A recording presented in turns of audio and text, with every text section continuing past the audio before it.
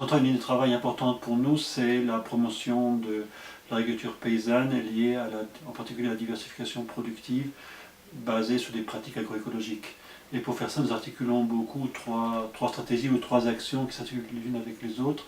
La mise en place de formations paysannes, la réalisation de concours paysans et l'accompagnement à la mise en place de marchés locaux paysans, de vente directe des producteurs. En fait, souvent, nous demandons des actions avec des réflexions, créant des espaces d'échange, discussions, de débat au niveau local avec les groupes de paysans et de paysannes autour des problématiques qui se posent dans la production et comment, par d'autres pratiques, plus de diversification productive, de pratiques agroécologiques, on arrive à avoir une production plus diversifiée et plus durable. Mais souvent, ces formations-là s'accompagnent très vite avec la réalisation de concours paysans dans lesquels, en fait, la logique des concours est globalement de valoriser ou donner des prix aux familles paysannes qui avancent plus vers la mise en place d'alternatives de production qui sont plus souhaitables en termes d'objectifs de développement pour la région et pour leur famille. Ce qui est intéressant, c'est que dans le cadre justement des formations paysannes, c'est là que germent les concours, dans le sens où on discute et on débat des problématiques de développement agricole de leur exploitation et vers quels objectifs on devrait aller. Pour une production plus durable, plus diversifiée, quel type de culture, quelles autres choses il faut faire pour avoir une meilleure production. Et c'est de ces débats-là que sortent et que se discutent avec les principaux représentants paysans les termes des concours. Des concours dans lesquels on valorise justement les familles qui avancent plus vers ces objectifs-là. Donc les critères sont mis en place avec des points. La famille qui diversifie plus, quel est le niveau de diversification, quel est le niveau de pratiques agroécologiques, ou alors d'utilisation de semences traditionnelles, de structures de conservation des récoltes, etc. Donc suivant un peu ce qu'on cherche dans chaque région.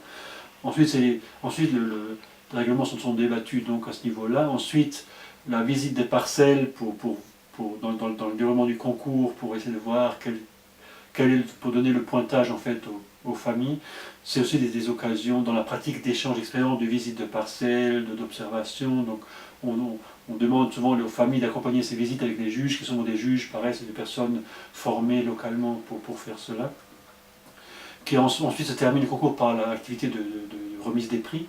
Remise des prix qui est souvent l'occasion de faire une foire locale où on visibilise la population en général, tant des petits centres urbains qui sont présents dans les territoires ou des autres communautés, les activités de diversification, on valorise les familles qui avancent le plus vers les modèles ou les objectifs de développement qu'on s'est fixés en termes de diversification ou de pratique. Mais en même temps, donc, à la place d'activités festives, de remise des prix, de valoration, en même temps c'est l'occasion pour les familles d'amener leurs produits, de les présenter et de les vendre au moment de ces foires.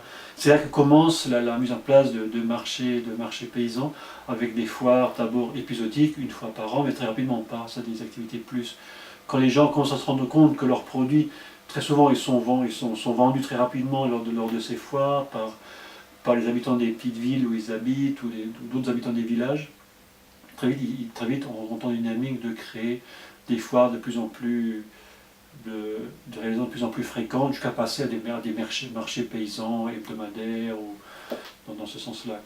Et on crée ces mêmes groupes qui sont autour des concours, ensuite s'organisent pour obtenir, pour la mise en place de ces marchés, discussion avec les autorités locales pour avoir un espace pour pouvoir vendre les produits, et aussi de réussir à s'organiser en interne pour approvisionner le marché d'une diversité de produits, que le marché reste toujours aux mains des paysans, de le protéger par rapport à des intermédiaires qui des fois veulent s'infiltrer dans la mesure où les marchés fonctionnent bien, ils cherchent à s'arrêter de vendre leurs produits, donc garder un marché qui soit effectivement paysan, avec des produits diversifiés, de qualité, à des prix abordables pour les populations locales.